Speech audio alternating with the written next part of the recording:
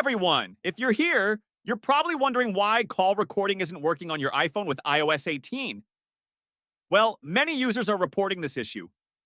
Here's the reason: the call recording feature is actually part of the iOS 18.1 update, and it's only available in certain countries like Australia, Canada, Ireland, New Zealand, South Africa, the UK, and the US.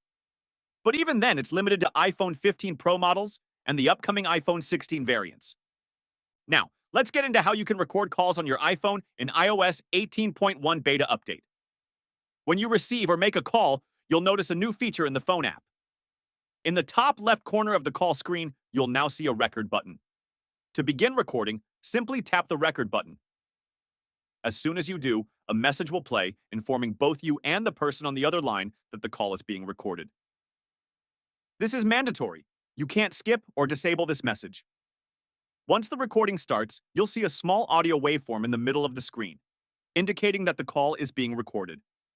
You can carry on with your conversation as usual. You can stop the recording anytime by tapping stop, or you can just hang up the call, which will automatically stop the recording.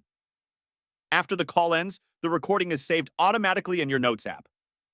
You can go into the Notes app to find the recording, listed with the details of the call. From the Notes app, you can tap on the saved call recording to listen to it again.